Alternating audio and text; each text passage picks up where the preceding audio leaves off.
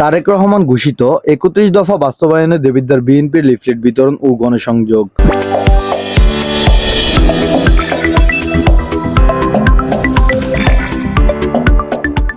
বিএনপির ভারপ্রাপ্ত চেয়ারম্যান তারেক রহমান কর্তৃক উপস্থাপিত রাষ্ট্র কাঠামো মেরামতের ৩১ দফা বাস্তবায়নের লক্ষ্যে জনগণের সমর্থন আদায়ে কুমিল্লার দেবিদ্বারে লিফলেট বিতরণ ও গণসংযোগ করেছেন কুমিল্লার ৪ দেবিদ্বার সংসদীয় আসনের বিএনপির মনোনয়ন প্রত্যাশী ছাত্রদল কেন্দ্রীয় সংসদের সাবেক সহসাধারণ সম্পাদক এম এ আওয়াল খান।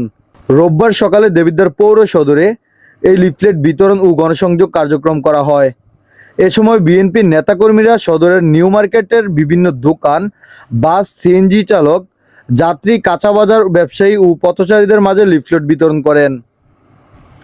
এ সময় উপস্থিত ছিলেন স্বেচ্ছাসেবক দলের সাবেক কেন্দ্রীয় সহ সাংগঠনিক সম্পাদক মোহাম্মদ জসিমউদ্দিন, কুমিল্লা উত্তর জেলা স্বেচ্ছাসেবক দলের সাবেক সহসভাপতি মোহাম্মদ মুজিবুর রহমান শিকদার, উপজেলা বিএনপির প্রস্তাবিত সহসভাপতি মোহাম্মদ সাইফুল আলম, পৌর বিএনপির প্রস্তাবিত সভাপতি খালেকুজ্জামান পাঠান মঞ্জু, পৌর বিএনপির প্রস্তাবিত সাধারণ সম্পাদক কামাল হোসেন সরকার প্রমুখ।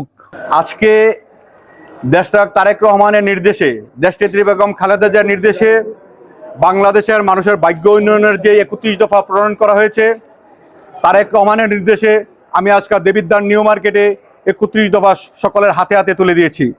আমি দেবিদ্বারবাসীর কাছে উদাত্ত আহ্বান জানাবো, দেশনায়ক তারেক রহমান আগামী দিনে রাষ্ট্র পরিচালনা করার জন্য যে ৩১ দফা দিয়েছে, আগামী দিনে ৩১ দফার আলোকেই বাংলাদেশ পরিচালিত হবে।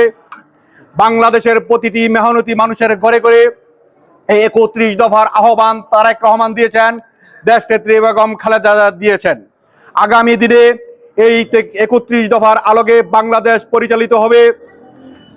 আগামী ফেব্রুয়ারির মধ্যে যে নির্বাচনের ডিক্লেয়ার দেওয়া হয়েছে, আমাদের তত্ত্বাবধায়ক সরকারের উপদেষ্টা জনাব ডক্টর মোহাম্মদ ইউনূস এবং বাংলাদেশের সবচেয়ে জনপ্রিয় নেতা, বর্তমানে বাংলাদেশের সবচেয়ে শক্তিমান এবং জনপ্রিয় নেতা তারেক রহমানের সাথে বৈঠকের পর যেই নির্বাচনের ডিক্লেয়ার দেওয়া হয়েছে আগামী ফেব্রুয়ারির মধ্যে, বাংলাদেশের মানুষ ইতিমধ্যে নির্বাচনের ট্রেনে উঠে গেছে।